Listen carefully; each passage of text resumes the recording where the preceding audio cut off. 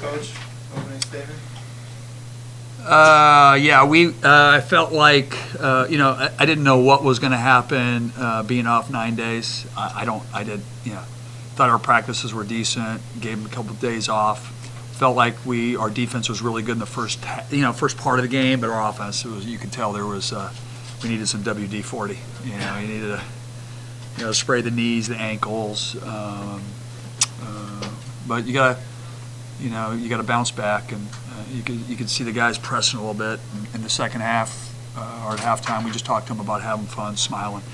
We were making some outlet passes, going out of bounds. The ball was slipping out of our hands.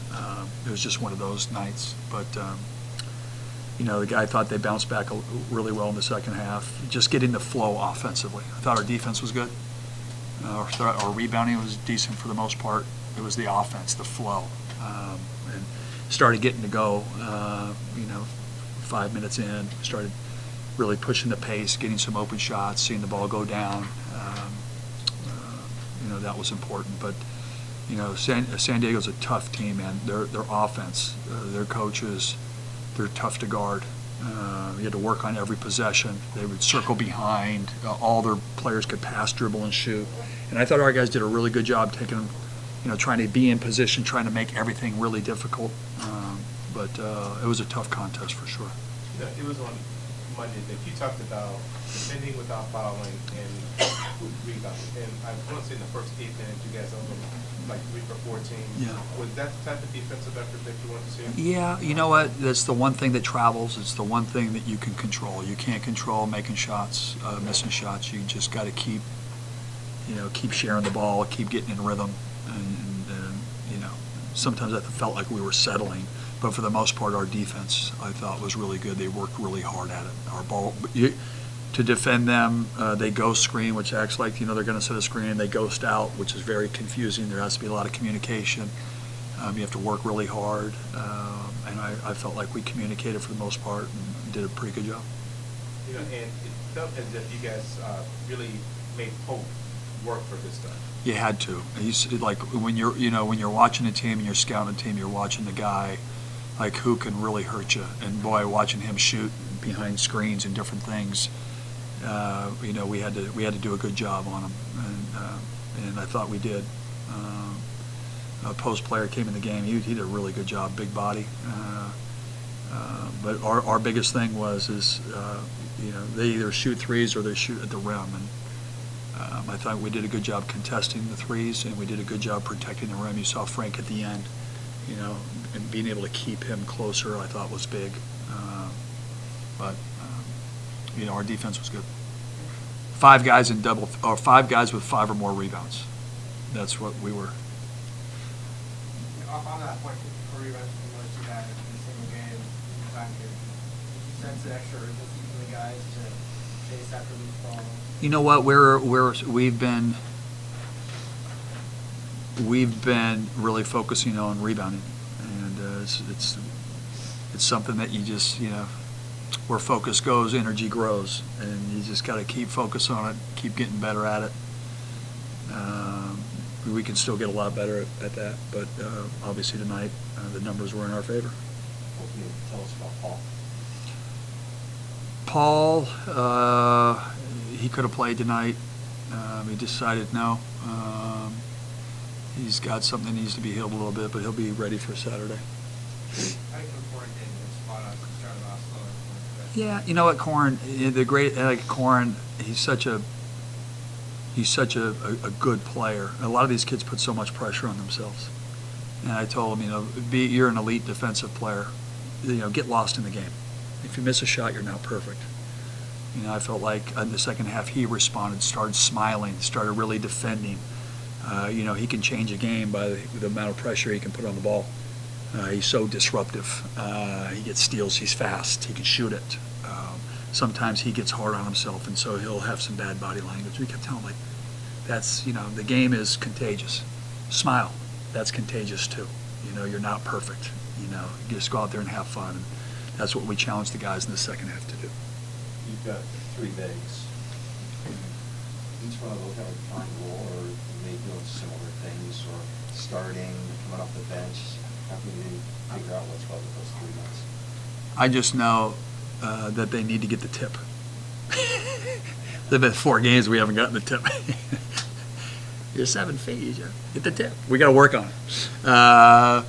But you know what? We have, these guys have been injured. They haven't been fully healthy. Getting them reps has been big. Wilhelm's been huge for us too. He only played 7 minutes tonight, but what he's been done for us as we move forward. You could end up seeing us play 2 big guys. It could be something that no one's seen yet with us.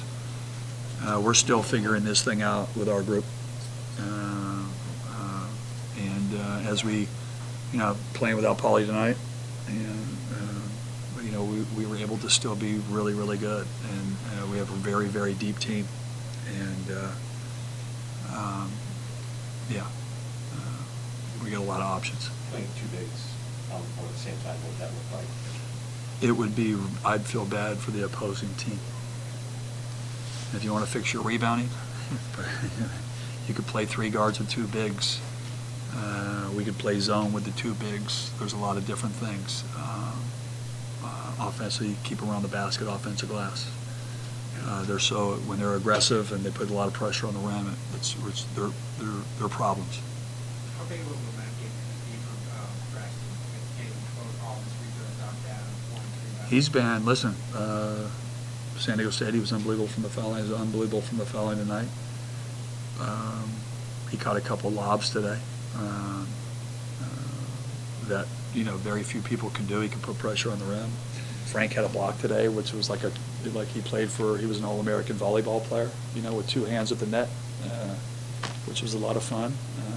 We're obviously making some mistakes, but they're working hard and they're getting better. I think ball screen defense is huge. And I think we're not the finished product by any stretch of the imagination. We're still learning this team, and how are we going to get better after watching this tape? How are we going to get better tomorrow? And that's been our philosophy. In terms of the 3-point shooting, it was almost like the Xavier game, where it just wasn't sort of falling for you guys.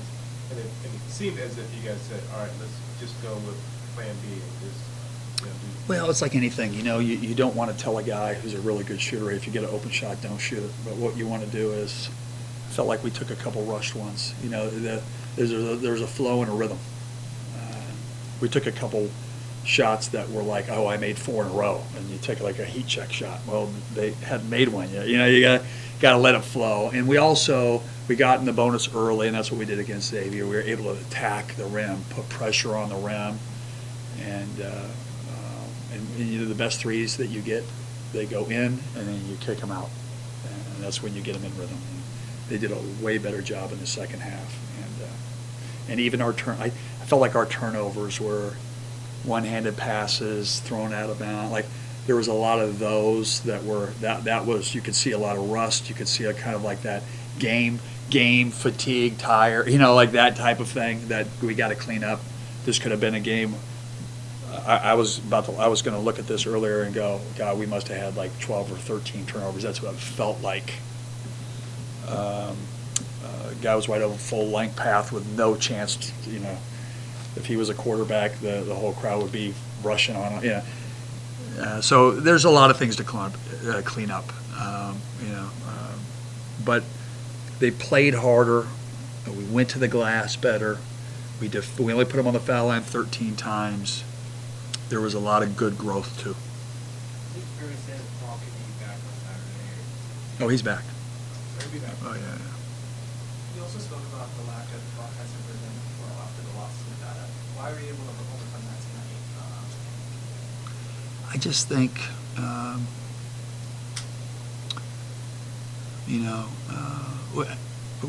when we're able to defend and then rebound, we're really good in transition. The best way to get flow, when you have to play half court against really good defensive teams, it becomes like going to the dentist. They were going boxes and elbows. They were protecting the paint like a fortress, like a video game, like you got a shell.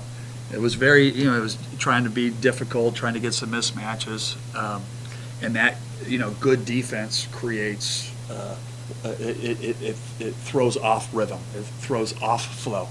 But the more that we can get in and get in transition and get a rhythm and find guys, that's when we're at our best.